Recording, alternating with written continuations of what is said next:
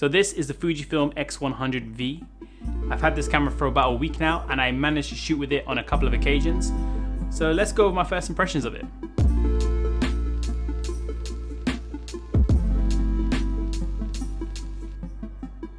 Hey, what is going on guys? This is Leo back here for yet again, another video. And today we're going to be going over my first impressions of the Fuji X100V, which is this beautiful camera right here. We're not going to do an in-depth review about this camera because I honestly haven't had enough time shooting with it, but I'm going to go over my first impressions and a couple of pros, a couple of cons, what I think they nailed and what I think they could improve on, and just a few sample images that I'm going to throw up sporadically during this video.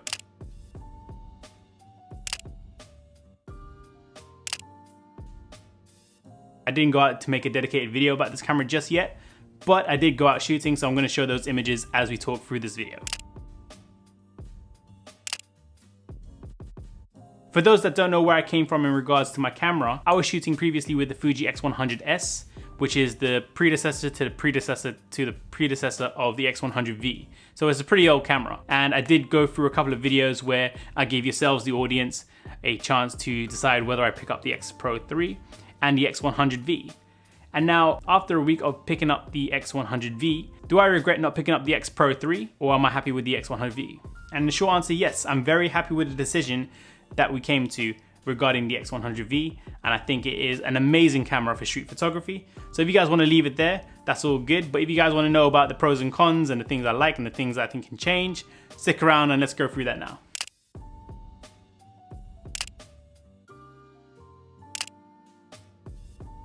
So obviously coming from the Fuji X100S, I was used to the body design, the dials and all those beautiful little things. But let's go over a couple of the new things that I think Fuji nailed.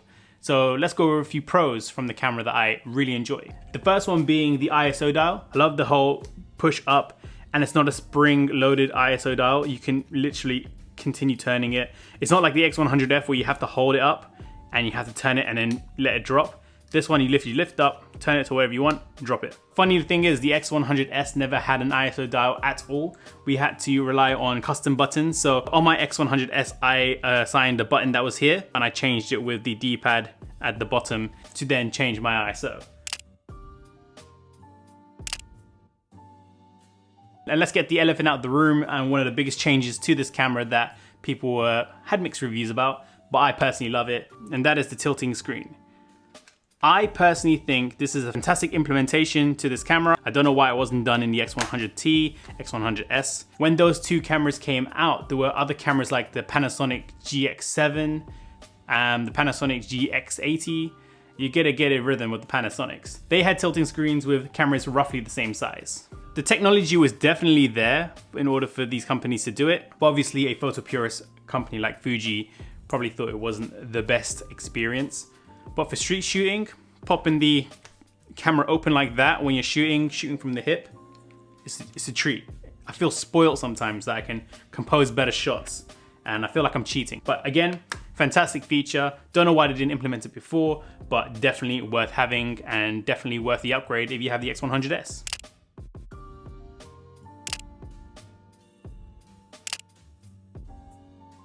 Now the next pro is another controversial one, and it's what people were saying that they didn't like. I was a bit worried as well, because obviously most of my cameras that I use for photo are quite old. So I'm used to having all the physical button dials on the back and all that stuff. Their decision to remove a D-pad from the back here, it was a very risky one personally. I enjoy having physical buttons on a camera and having the option for more customizable buttons. They got rid of it and decided to put gestures on the screen, which is something I wasn't too fond about. And personally, screen gestures and movements, I'm still not that fond about, but I really enjoy using the little knob button thing, whatever you want to call it. But I do really enjoy this. I think this is definitely enough to get the job done. After you get used to it, it becomes second nature. You fly through the menus and you don't even realize how fast you're going. You don't even think about it. You don't even second guess yourself. It's something that you don't miss very quickly, but you initially miss when you first get it. And in regards to the touchscreen, funny thing is I actually turn off the touchscreen, so I don't actually use it because of my nose being quite big. When I do hold it up to my eye sometimes and I move my face a bit more in, My nose tends to touch the focus points, so I just turn off the touchscreen altogether. That's another pro to this camera, is the cleaner design is definitely appreciated, and it's something that you get used to very fast.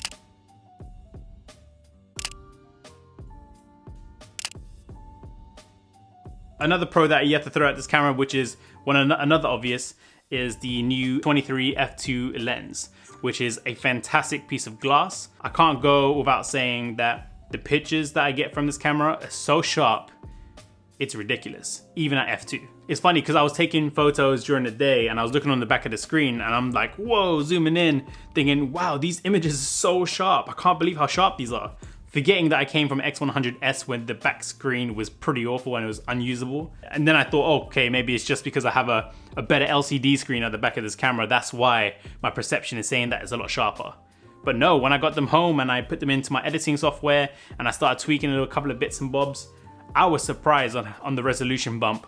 Obviously, I came from a 16 megapixel X100S to jumping to a 26 megapixels. I'll put it somewhere up here, somewhere there. But yeah, the increase in resolution and the clarity and just that look, the sharpness is definitely welcome, and it's definitely a step up. Something I didn't expect to have much of a bump increase than my last camera, which is great. Because I know this is a photo camera, but obviously I also do videography. I'm a filmmaker.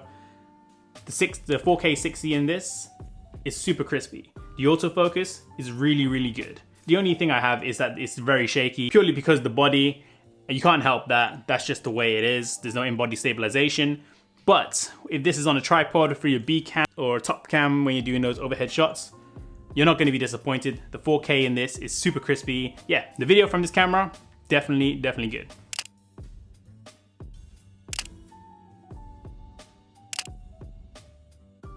Another little pro is the design. I dig the sharper edge, the boxier look. I love that look. And that's pretty much all the pros I can think about that I have over the X100S. Now let's talk about stuff that are not so good about this camera and things that I think could be improved on in the next iteration of this camera. And one of them being a fully weather sealed lens. I know Fuji has its reasons of why they had the extra adapters and bits and bobs.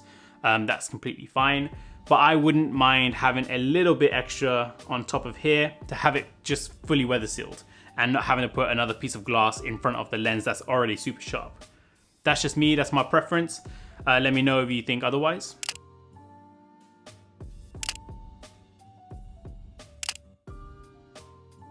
And I think if you are gonna provide weather sealing for this camera, have it already included in the box, because that is a main point of this camera. Having it sold separately for $100 or £100 is definitely not really good in my opinion, considering this camera is already $1,300. Having to pay an extra $100, it just bumps up to the X Pro region, and I think this needs to be included in the box. Personally, you're spending so much money on it already, it should be included.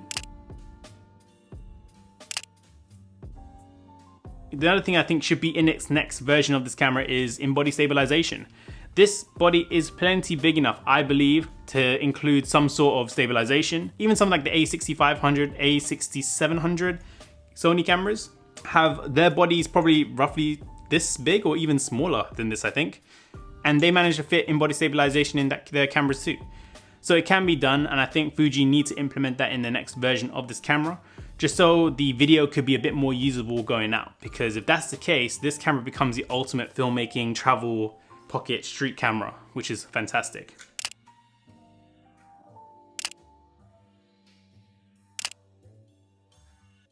It's hard to think about things that you want to improve on a camera that you literally just got and you've only gone out 3 times and you're already falling in love with it. Oh, how could I forget? Leo, what are you doing?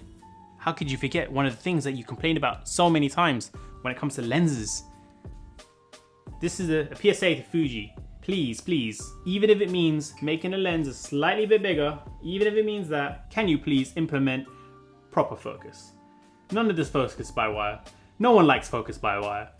Please let me know in the comments below if you like focus by wire and the reason why, because that's baffling to me. Focus by wire is an awful invention. I know it keeps the lens smaller and the cost down on the lens, but focus by wire, nobody likes it. Even though it has physical stops and it doesn't continuously roll, something that makes it better than what this is. Because personally, any camera system with focus by wire is practically unusable in manual focus. Have you heard this?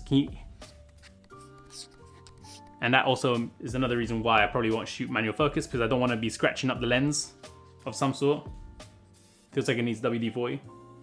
But that's pretty much the only bad thing I can say about this camera. Other than that, this camera is being a fantastic upgrade to my X100S. Would I recommend people upgrading from the X100S, X100T to the X100V?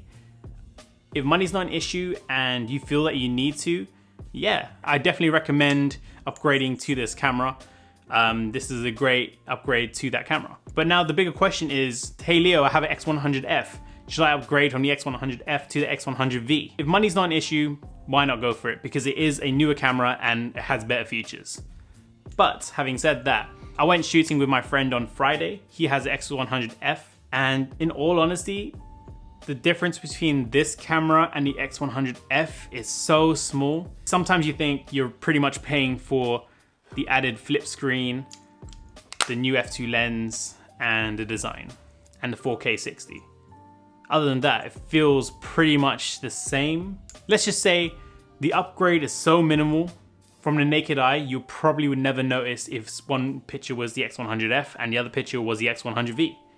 So for those that have the X100F, if money's not a problem and all these features are something that you desperately need, go for it, why not? If it's something that you think upgrading to the V will drastically change your style or your photos from the X100F, definitely reconsider it. Maybe wait for it to go down in price a bit. I don't know. If I was in that situation, I'll probably keep my X100F because I think that is an amazing camera. It's an amazing piece of technology that, to this day, surprised me. It was such a big upgrade from the X100T personally. But in regards to having an X100V, I've enjoyed it so far. I can't wait to use it a lot more, get that full review done so you guys can find out exactly what I love and don't love about this camera and if it's actually worth picking one up, full stop.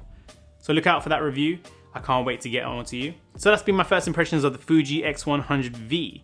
I hope you enjoyed that little slideshow also that I've been overlaying on the background when I've been rambling on for about 20 minutes. So yeah, that's all I got for you today. If you guys enjoyed this video, consider sharing it to someone who would get the most benefit out of it, because sharing is caring. If you enjoyed the videos that you see and the content that I'm bringing out, consider hitting that subscribe button because I make videos weekly about filmmaking and photography. If you haven't already, consider hitting that notification bell because for everyone out there who's done it, even you, and you can vouch for it, everyone knows who's done it. It's the coolest thing to do. I think that about wraps it up. So guys, just a quick announcement before I leave you on this video. We've recently hit over 1,000 subscribers, which is absolutely mind-boggling. This week I'll be coming out with another video on Friday, and that video will be all about my giveaway. If you're long-term watchers of the channel, you know from when I had 400 subscribers, I announced that I was doing a giveaway when I got to 1,000 subscribers. Don't forget, everyone who's remembered, don't worry, I've remembered. Trust me, I remembered. The terms and conditions will be on that video, so don't expect it to be a full-on, amazing, crazy video. It's just pretty much a giveaway video. Look out for that, and I hope you enjoy the rest of the week. Other than that, keep creating, keep doing what you love, stay safe, and I'll see you in the next video. Peace.